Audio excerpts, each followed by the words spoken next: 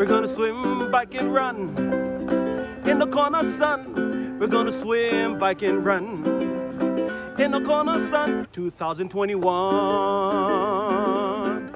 Ah, Paul. That's our man, Poncho Man. Welcome, everybody, to Breakfast with Bob. My name is Bob Babbitt. We're brought to you by the PTO, the Pro Triathletes Organization, by Amp Human, VeloFix, Normatec Form Goggles, You Can, and our Challenge Athletes Foundation. We just sent out, before COVID hit, 3,921 grants, totaling $5.9 million to challenge athletes in the game of life through sport.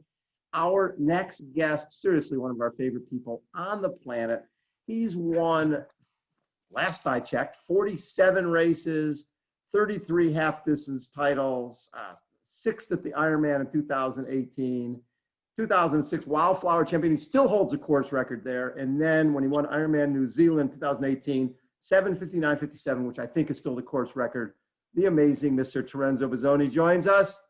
Terenzo, how you doing, brother? Bob, what's up? Thanks for having me on the show. Yeah, how you handling all this craziness? Because you're like me, man. You like to race every weekend. It's tough. It's the first time since I was in high school, probably the second last year of high school, that I've spent the whole winter in New Zealand. In my last year of high school, I spent the month overseas going for the Triathlon and Duathlon World Champs. So, yeah, first time since I was 16, 17, spending the whole winter here, and first time in my relationship with my wife where she hasn't managed to get rid of me for a week here and a week there. What I've always found really tough, if you're a New Zealand athlete, your Ironman New Zealand is in March, and then Kona is in October. To try to figure out how to be ready for a race, you got to start training for over the winter in New Zealand, and then peak again in October. How tough has that been? Yeah, that's pretty tough. And I got excited earlier this year when WTC announced that Kona was going to be held in February. I was frothing, and I think a couple of the Kiwi guys were really excited. And I think being able to train here in New Zealand over the summer is a great place. We've got good training, the weather's good and reliable, and it makes it enjoyable to train in the summertime. But then trying to come down and come back up and come down and come back up a couple times before October, when you're not training, and you're not you can't stay in New Zealand for the whole year. That becomes a bit of a juggling act. So in the past, I've never really put too much emphasis on Ironman New Zealand. It's kind of just been a goal to get through the base miles at the end of summer. And yeah, so everything's, the past few years has been revolved around Kona, but that's, unfortunate with the last couple of years, been a bit of bad luck. So we'll see what happens next year. See if I can get the juggling act right, and it'll be interesting coming off this Kona, off this COVID thing, how it shapes the year. So in 2018, you got it right? You go to New Zealand and you go, sub 8 hours, and then you get 6th in Kona. So do you look back at that and go, well, I got it right? Yeah. So in 2017, got 6th in Kona, and then the following year, beginning of 2018, I got New Zealand right. And that was, I found that was the area where I felt like, cool. End of 2017, things were starting to fall into place for me. I was understanding Ironman racing after 10 years of trying, and I was really excited. So started 2018 breaking the record at New Zealand, which unfortunately got broke by Joe Skipper beginning of this year. And from there, won a bunch of half Ironman races, had a really good training camp in Kona with my coach, Dan Flues, and came off that and raced Ironman Cairns, and had a solid race. I was 3rd behind Braden and Javier at the Asia Pacific Champs in Cairns. And I kind of felt that, I think probably the load from Kona, we misjudged that. The load was a bit high, and I hadn't recovered yet when Cairns came around. So we were very happy with the performance there, and thought we were in a good shape running into October and Kona in October. Unfortunately, I had a couple of weeks off after Cairns, and just as I was getting back into training, had the accident where I was clipped by a truck and kind of left for dead on the side of the road. So with that accident, when you guys are putting in the miles you're putting in, you're out there in traffic a lot. And when you suffer something like that, and especially as a dad, right, and you realize your mortality, how hard was it to come back from that, but just to feel like you were okay out on the road training again? Yeah, I can switch off from all that stuff pretty easily, and for me, my motivation to get back on the road and get back training was right there. And I came out of the hospital saying, yeah, I'm gonna get back in shape for Kona in I think it was 3 or 4 months time. And so my motivation was really high, but the strain that accident had on my family, my wife, kids, and my parents, that was probably the hardest. And even my wife now still struggles when I go out on the road. So thankfully Zwift was kind of in fruition, and managed to kind of, well, that's probably more of my home base now, Watopia on Zwift. There's a lot of stuff done there. But yeah, over the last 6 months here, I've been sneaking out onto the road a few more times with my buddies. I've got a few pro Conti cyclist friends around here who've also been stuck in New Zealand for the COVID stuff. So we've been getting out and doing some good road rides. Do you have any races that you'll be able to do before the end of this year? What's happening in New Zealand? It looks like New Zealand's got a few on the cards. It all depends on, I guess, the landscape on what happens. We just had a 3-week level 3 lockdown. So in New Zealand, we've broken things into 4 levels. Level 4 is basically everything shuts down except for emergency services. Level 3 was, there was still some businesses operating. The social distancing was very high. Supermarket shopping was kind of difficult, but not impossible. Right now we're at level 2.5, and I think in the next week or so we should go down to level 2, and all going well, we'll stay at level 2 or go to level 1 by the end of the year. And race calendar, there's a few races. I think the Taupo Half Ironman, the 70.3. Well, the World Champs definitely got cancelled, and I think the 70.3 got cancelled as well. There's a Half Ironman in Rotorua at the end of December, which is an option, and then Tauranga Half Ironman, and then Ironman New Zealand. So there's a few races that are around, and it's great to have the opportunity to race more in New Zealand. But I'm missing the racing every weekend, gallivanting around the world, and Bahrain one weekend, Bahamas the next, and Mexico, blah blah blah. Probably one of the better races that I've ever won. I mean, you've had so many great races, but we were down in Island House, and I know you didn't win it, right? But just that racing, did that take you back to your roots a little bit, back to that really fast and intense, and just laying it all out and just going, okay, I got nothing left, and this race took an hour. It definitely did, and I think that's probably why I struggled so much with Ironman. Is the racing side of me would always take over. Got to be at the front, got to win the race from the start, and with Ironman you have to be patient, you have to conserve, you have to save your matches until the second half of the marathon, which I really struggled with. But with the Island House, I could just let rip and go 100% the whole way, and that was so exciting. I don't think I've had that much fun doing a triathlon since I was maybe 14 years old. Well, you could tell how much fun that was, and knowing that you didn't have to finish that and then go do another 6-7 hours of something, right? It was done. So when you look back at your career, and I mean, you started young and you've been doing this for so long. One, how do you keep it fresh? How have you adapted to the fact that you're a little older now than some of the other guys you're racing against? How do you keep it fresh for yourself? Yeah, so I must be about 21 years in triathlon now. That's a really good question. There are times you get stale, and there are times where you cross that overtraining line, and you end up paying the price for that and having to recover. And there's been a few of those occasions through my career. I think probably the most enjoyable thing not the most enjoyable, I think probably a good thing that happened to me was I started training a lot more with my coach, Dan Plews. He was a training buddy at the time.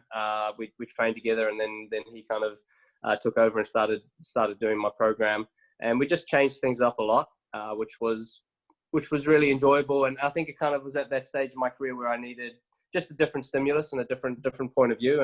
And my coach before that, John Ackland, I mean, we're still really good friends, and I mean, what we had achieved throughout my career is still second to none. I really appreciate that. But yeah, it was just nice to have kind of a slight shift, a slight change, and I think that kind of kept things alive and kept things motivated, and obviously was working quite well. And then having goals, working towards those goals has always been exciting. And the last 2 years, it's always been the comeback goals, coming back from the accident. And I mean, I remember being in the race and at the end of 2018, Ironman WA, Western Australia, and Cam Worth was, I think, between 7 and 10 minutes up the road on the marathon, and it was a hot day and it was hard, and he was running quite well. He got through, I think he ran through the first half just as quick as me.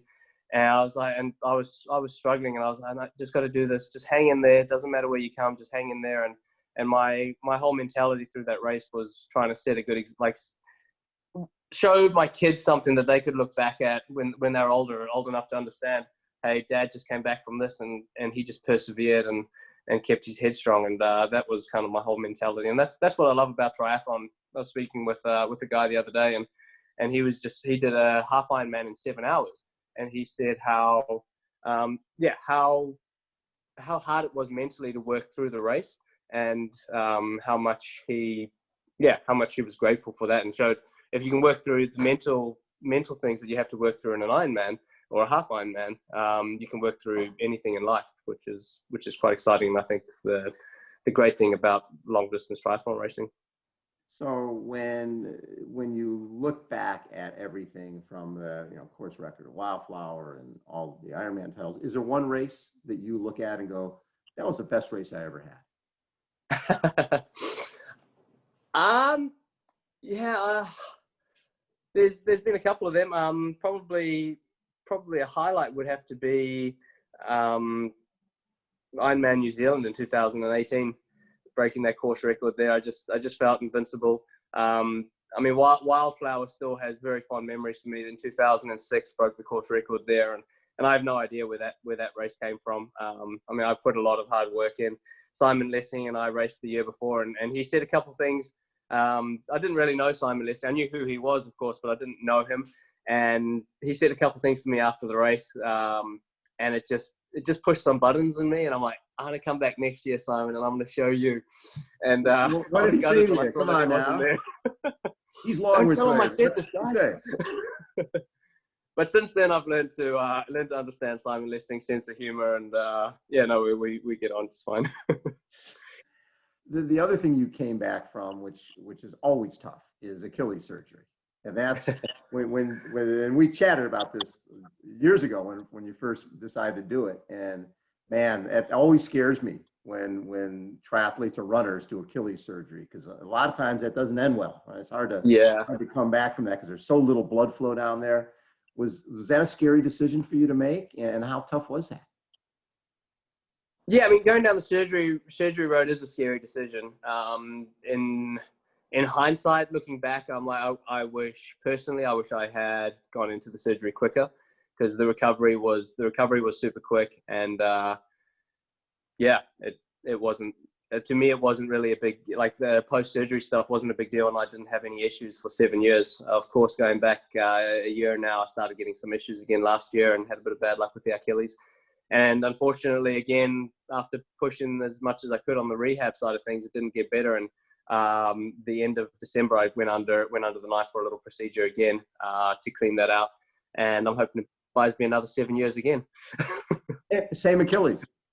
Yeah, same one. Wow. During those early days of learning about Kona and how to race Kona, you spent a lot of time on the Big Island training with Chris McCormick. What did you gain from those sessions? Because you guys, if those were some race days, you guys would have had some fast times. You guys were pushing yourself to the max pretty much every workout. It was good. Well, Chris was probably a bit smarter than me. That mean, if he wasn't feeling it, he would back off. And I mean, I'm always up for a hard training session, and we would always be out there pushing each other. And I was loving that and eating it up.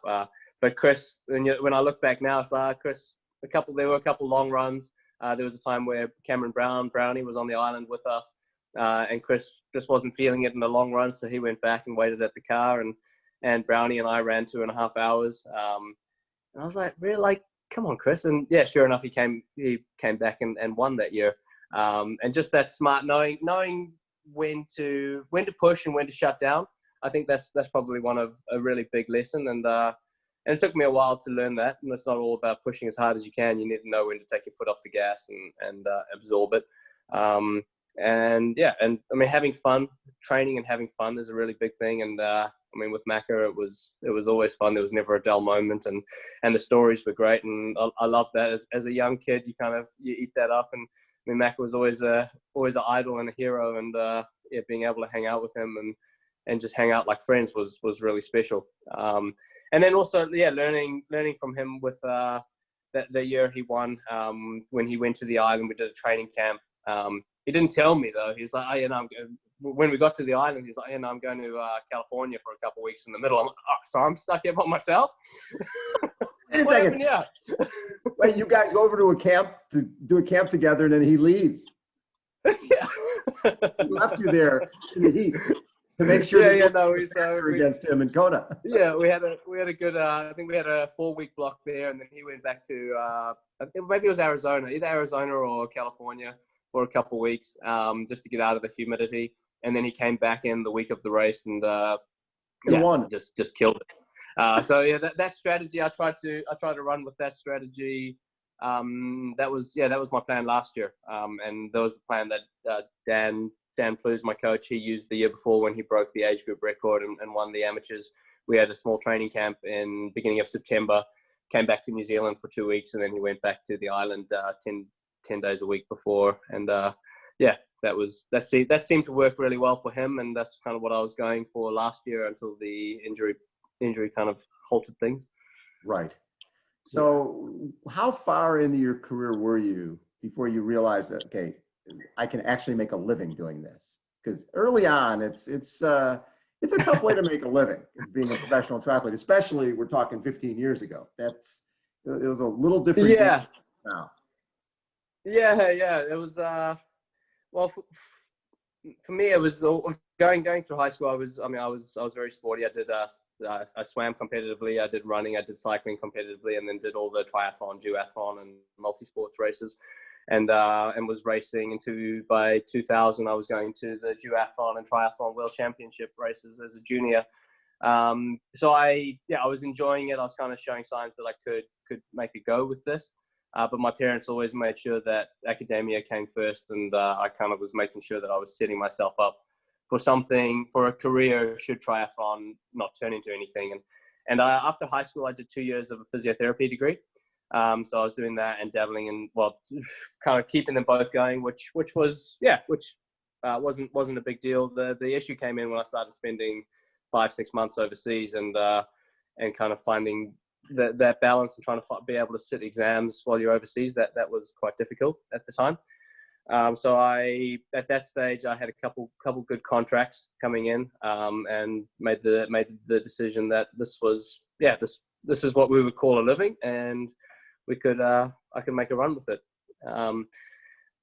Probably one of my regrets now being sort of my 35, looking back at that. And I'm not saying physiotherapy was the right call, but I kind of wish I had kept my fingers in the study pie and was doing a few papers here and there and working towards something. But as a young person, when you start to show signs of success, it's very easy to go, yeah, no, this is what I'm gonna be for the rest of my life, and it's really hard to make a decision on what's gonna be the next chapter of that story. So if any young people are listening, I'd strongly recommend putting some good thought into that early on in your career and trying to just keep that ticking away in the background. When you look back, what has been the toughest moment that you've dealt with as an athlete?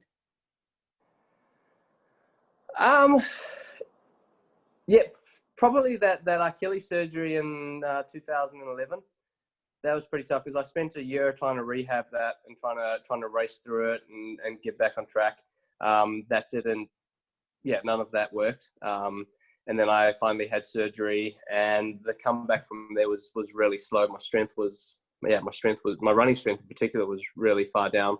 And I guess by that stage of going over a year without being on the podium at any races, you start to question, am I going to come back from this? Am I like, has the sport just moved too far ahead and left me behind? And that was a really hard thing to go, to get my head back in the game. And thankfully at that time, John Ackland, my coach, with looking at the numbers, he could see what was lacking and what needed work to get back to my old self. And we worked on that, and that came right. And I remember it was Brazil 70.3, and I think Penha. And that was my first race. I won that, my first victory in I think over a year and a half. And it felt like my first Ironman felt, with chills down my back from getting to the finish line. And it was just such a good feeling knowing that, hey, I'm back. You look at that as one of your happiest, if you look at what's your happiest moment from racing? Oh, happiest moment. Oh, that's a tough one, Bob.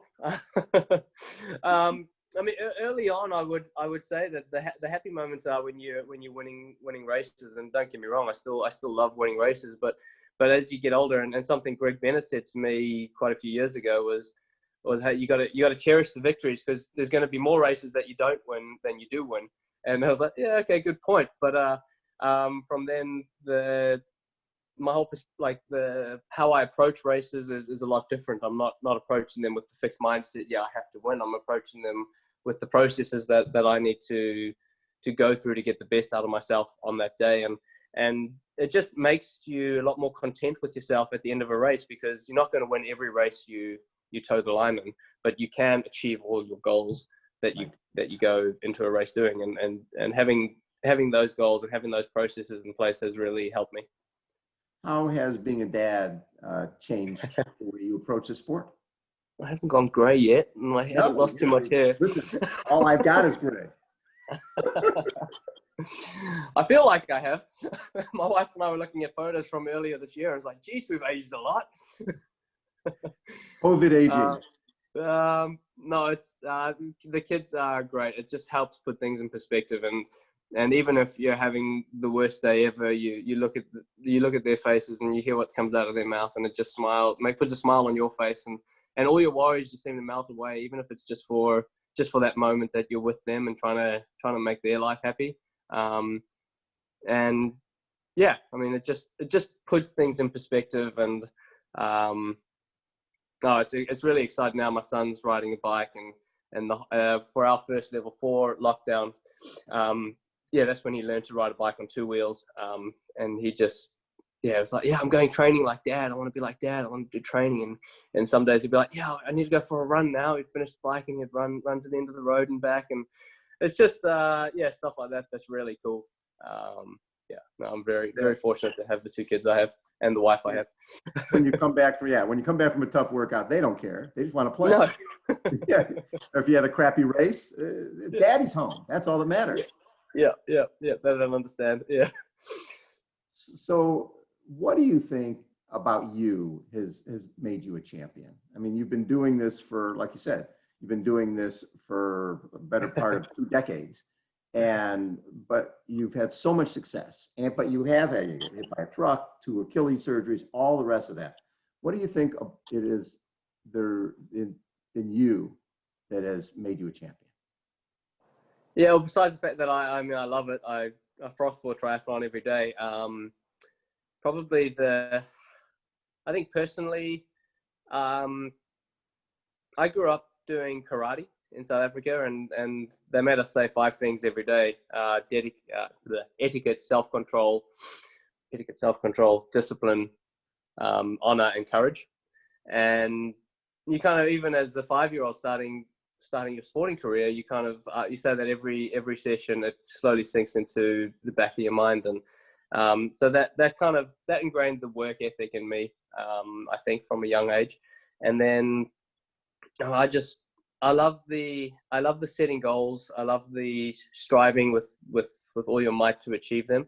And triathlon, like I said, it's just been a sport I've loved so much from right from the get-go, that being able to set those goals and work to achieve them in triathlon and swim, bike, running has just, I mean, I feel very fortunate that I can call this my job. What's fascinating to me is you basically have gone from racing against the Simon Lessings of this world to Alistair Brownlee and Jan Frodeno and Javier Gomez. How has the sport changed at the level that you're at as a top pro? How has the sport changed during that time? Yeah, I think the depth is definitely a lot more.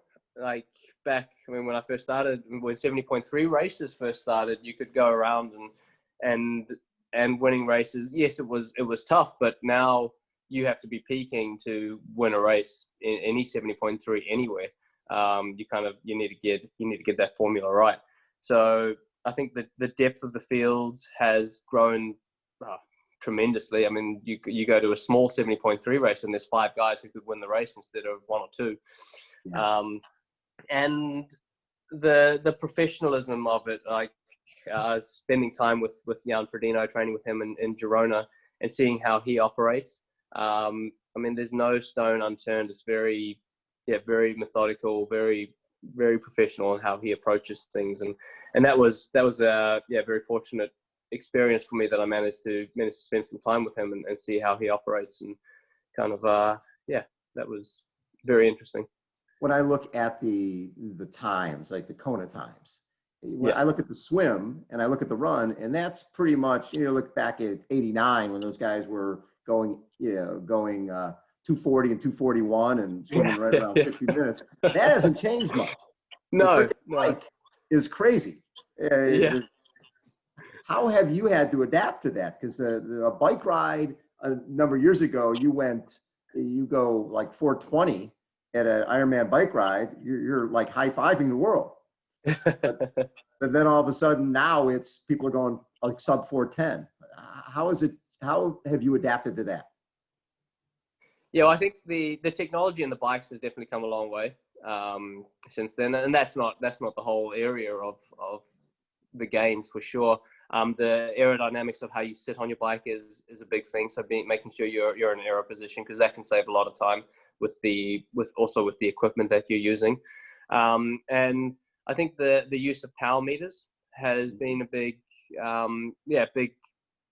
positive influence. It's allowed people to progress their training and then also monitor and progress through a race. So if they need to back off at certain areas, or if they're going too hard, or if they're spiking their power, they know that's not going to lead to a good bike split. So managing that power and maintaining that power through a race also helps, I think, a few minutes. So all those things adding up to a few minutes here, a few minutes there.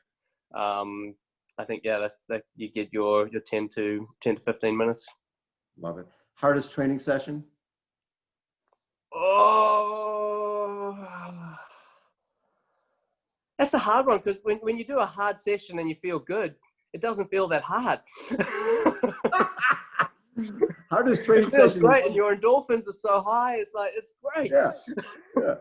Those hardest sessions are when I guess you're running 8 by 1K, and your legs are tired. You've had a big week training, and you're 8 by 1K, and your times are like 10 to 15 seconds slower per kilometer than they should be, and you just can't do anything to get back those 10 to 15 seconds. So days like that are probably the hardest. I was fortunate to go on a cycling camp there's a cycling team here called Black Spokes. So after our first lockdown, they had a camp up north for 5 days, and I was fortunate to join them. And just from being an Ironman athlete, I'm really good in second and third gear. I can kind of maintain that all day, no problem, and not eat or drink. I can stay at level 2 or 3, not a problem. But these guys jump in at level 5, 6, like up a hill. It's 450, 500 watts for 3 minutes. I'm like, this isn't good for me. So those days there were days, and these guys are hanging around, talking, handing food to each other, and going back to the car, coming back, and I'm trying to show my poker face that it's not hurting too much. But yeah, days like that when you're jumping up over 400 watts. Love it. This old boy doesn't like those. So needless to say, the goals for this when racing does come back, be Ironman New Zealand and then Kona. Yeah, I mean, I keep looking back on my career and going, what's missing? What do I want to achieve before this chapter is anywhere close to closing? And the only thing that's eluding me is Kona. So yeah, that's all the eggs are in the Kona basket, and that's why I was really excited for February, because October got cancelled and I was frothing. Yeah, February, yeah, great. But now we're gonna wait till October, so that'll be, I think, 4 years of missing the start line in Kona before I get to go back there.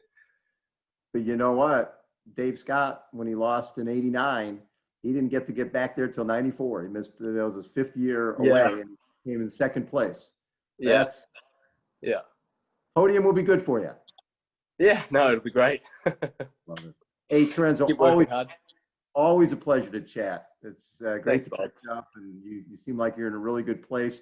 But you're like me, man. We need some racing. We need some weekends getting up early and going to a race, and then that great buzz afterwards and hanging out with our friends. It's hard now. Bring it on, and maybe hopefully might see you up in Daytona if that all goes ahead. Oh, I will definitely be in Daytona. I'd love to see. $1 million. That's not bad.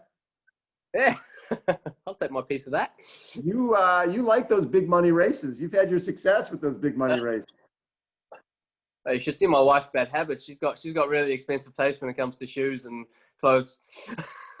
There's pressure on me when those ones are on the line.